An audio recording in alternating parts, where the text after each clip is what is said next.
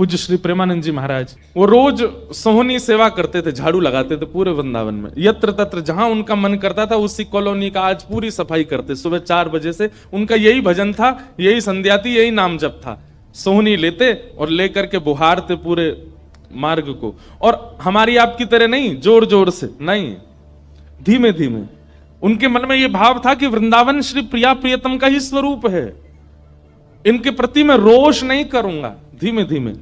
और जब बुहारते थे तो अपने नेत्रों से ध्यान पूर्वक ब्रज की रज को देखते थे, कहीं कोई चिन्ह दिख जाए, कहीं किशोरी जी के चरण रज दिख जाए, कहीं ठाकुर जी के चरण दिख जाए।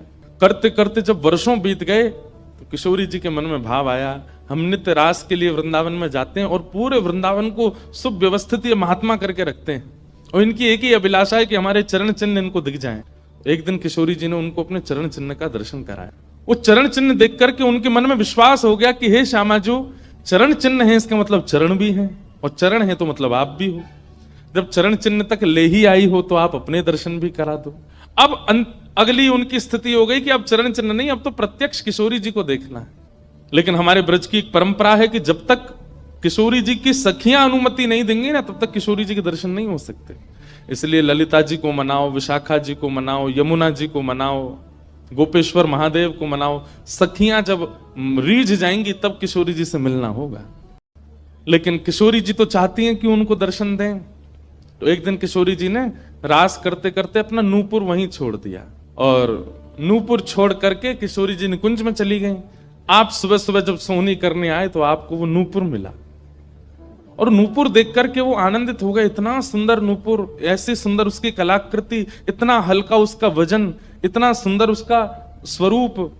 आपके मन में भाव आया कि कोई बड़े घर की लाली होगी, उसका रह गया होगा, मैं रख लेता हूं, कभी कोई मिलेगा मांगने आएगा कि भाई हमारा नूपुर दो तो मैं दे दूंगा।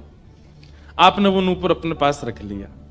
नूपुर से दर्शन किशोरी जी ने कईयों को कराए। इसलिए वृंदावन में जब चला कीजिए ना, बहुत ध्यान पूर्वक देखते हुए पृथ्वी को चला कीजिए, क्या पता क्या मिल जाए। सूरदास जी को भी नूपुर से ही दर्शन हुए किशोरी जी के। किशोरी जी का नियम है कि जब रास में जाती हैं तो सब सखियां उनका श्रृंगार करती हैं, और एक एक श्रृंगार जो उन्होंने धारण किया है वो लिख लेती हैं। कानन में कुंडल पहने हैं, गले में ये हार पहना है, उसके ऊपर मोतिन की माला पहनी है, फिर गुंजा माला पहनी है, फिर नवलखा के हार पहने हैं, हाथन में इतने कड़ूला पहने हैं, पैरन में पाजे। क्यों? बोले रास में श्याम सुंदर आते हैं, पता ना कहा चोरी करके भाग जाए। अगर एक कम रह जाए तो फिर ठाकुर जी की शामत कहाँ है, हमारी श्री जी का श्रृंगार बताओ। इसलिए सब सखियां जो हैं किशोरी जी के सिर से लेकर नख तक एक एक श्रृंगार को लिख लेती हैं पहले, रास में भेजने से पहले। और फिर रास में आने के बाद, रास से आने के बाद फिर सब सखियां एक एक श्रृंगार, एक बोलेगी हाँ भाई कानन में ये कुंडल है, गले में ऐसी माला है, हाथन में कड़ूला, पामन में ये 2 पाजेब हैं, सब गिनती करो, और एक एक करके उतारती जाती है सखियां। आज किशोरी जी के चरणों का एक नूपुर नहीं। शाखा आदि बोली हे श्यामाजू आपका एक नूपुर कहाँ गया? बोले अरे मो तो पता ना है, सके नृत्य करते करते रह गए हो वृंदावन में।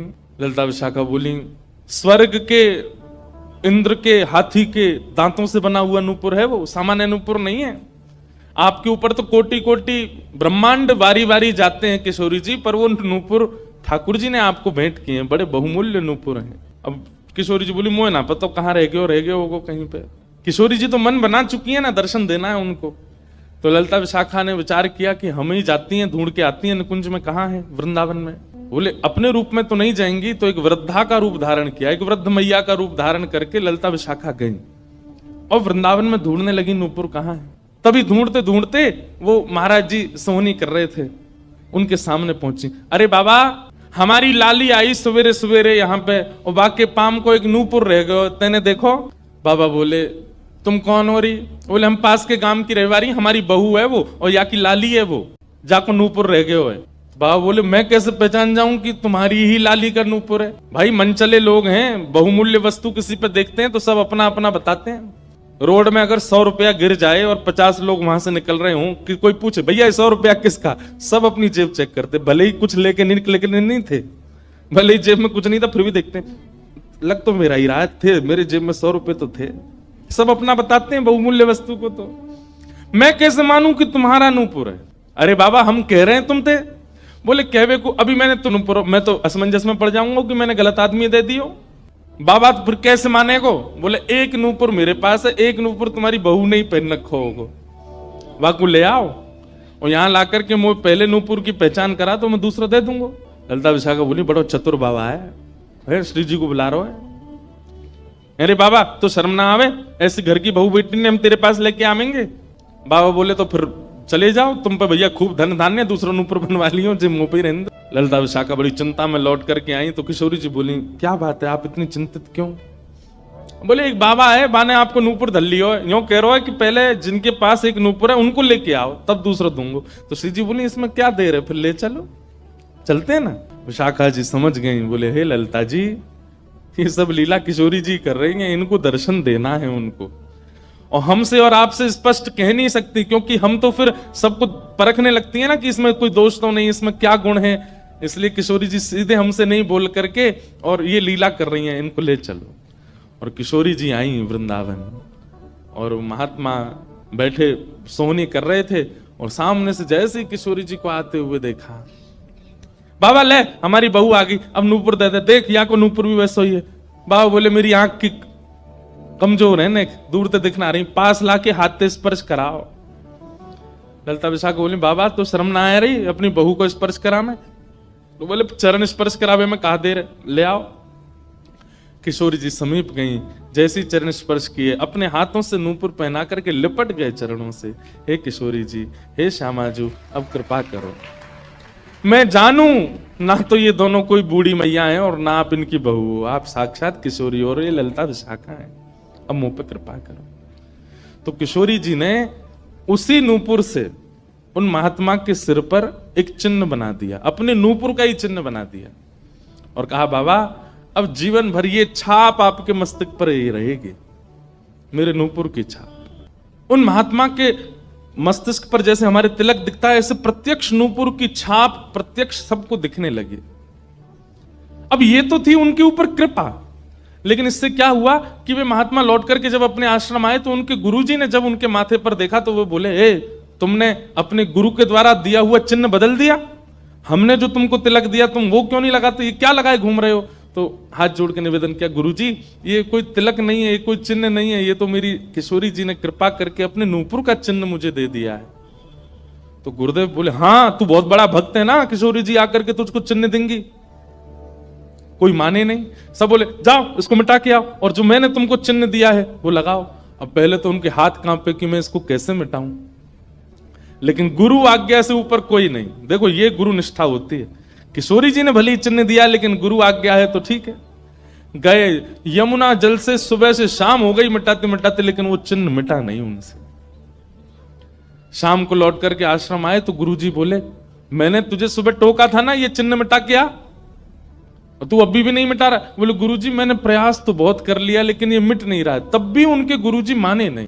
अब तो महाराज ये होने लगा कि गुरुजी को इतना क्रोध आ गया कि ये इतना हट कर रहा है कि हमारे द्वारा दिया गया तिलक चिन्ह उसको अस्वीकार करके और ये मनमुखा चिन्ह लगाए घूम रहा है माथे पर। गुरुजी ने सब अपने परिकर के लोगों को बैठा करके पंचायत करी आश्रम में, बोले इसको निकालो। जब हम में श्रद्धा नहीं, हमारे स्वरूप में श्रद्धा नहीं, हमारे तिलक में श्रद्धा नहीं तो क्यों रहता है यहाँ पे? वो रोते रोते बोले गुरुजी मैं सत्य बोल रहा हूं, ये किशोरी जी ने चिन्ह दिया है और मैं खूब प्रयास कर रहा हूं, नहीं तो आप प्रयास कर लीजिए, ये मिट नहीं रहा है। अच्छा अब हमसे चाहता है कि हम तेरे माथे को छू करके मिटाएं? नहीं माने। तब उन्होंने नेत्र बंद करके किशोरी जी का स्मरण किया, हे श्यामाजू मैं किसी को प्रमाणित ये नहीं करवाना चाहता कि आप मुझे मिली हो, पर मेरे गुरु के चित्त में मेरे प्रति अविश्वास आ रहा है, इसके लिए कोई आप लीला करो। तो भगवान के सखा श्री सुबल जी की ये आराधना करते थे। ये जो महापुरुष थे ये ठाकुर जी के सखा सुबल का चिंतन करते थे कि कभी मैं ठाकुर जी से मिलने का मन हो तो सुबल, जैसे भगवान के सखा है ना तन सुखा मन सुखा धन सुखा मधुमंगल श्री दामा सुबल, तो ये सुबल का चिंतन करते थे कि सुबल कभी कृपा करेंगे तो मुझे ठाकुर जी से मिला देंगे। ऐसे सखियों का चिंतन करते हैं किशोरी जी के दर्शन करने वाले, और सखाओं का चिंतन करते हैं ठाकुर जी का दर्शन करने वाले। तो ये सुबल का चिंतन करते थे। तो किशोरी जी ने सुबल को बुलाया, सुबल आए, श्यामाजू आज्ञा करो। बोले आपको हमारा एक काम करना है, एक महात्मा पर हमने कृपा करके उसको अपने नूपुर का चिन्ह दिया है और उनके गुरुदेव को विश्वास नहीं हो रहा कि ये चिन्ह हमने दिया है, इसलिए वो आपकी आराधना करते हैं, आपको बहुत बचते हैं। आप जाकर के हमारी तरफ से ये प्रमाण दे दो कि हमने चिन्ह दिया, क्योंकि उस सभा में कई लोग ऐसे हैं जिनको मेरे दर्शन का अधिकार नहीं है, और मैं तो जाना चाहती हूं पर ये ललिता विशाखा मुझे जाने नहीं देंगी। इसलिए आप जाकर के वहां प्रमाणित कर दो कि ये चिन्ह मैंने दिया है। तब भगवान के सखा सुबल साक्षात उस आश्रम में प्रकट हो गए, और प्रकट होकर के जैसे देखा दिव्य देह, दिव्य तनु, दिव्य तेज निकल रहा है, सबने प्रणाम किया, बोले कि ये आपका परिचय? बोले मैं भगवान का सखा सुबल हूं। देख करके सबने बोले आप कैसे आए? बोले हे गुरुदेव, आप अपने शिष्य पर इतने रोष कर रहे हो, ये चिन्ह ये किशोरी जी ने ही इनके माथे पर पधराया है, आप इनके ऊपर नाराज मत। अब सुबल प्रमाणित करके चले गए। अब क्या हुआ? गुरु जी को आत्मग्लानि होने लगी।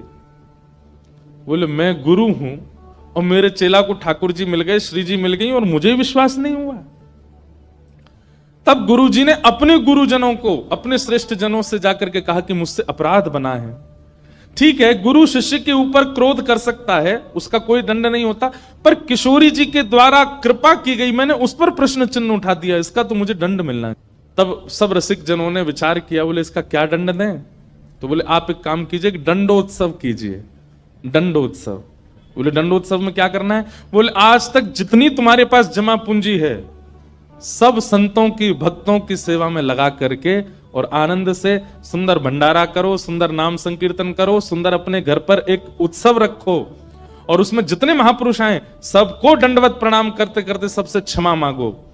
और फिर जब सब तुम्हारा धन संपत्ति अब तक जितनी कमाई वो सब संतों की सेवा में लग जाए, फिर उन संतों से कृपा प्रसादी मांगो कि आप सब मुझे क्षमा कर दो। इस प्रकार से दंडोत्सव करो।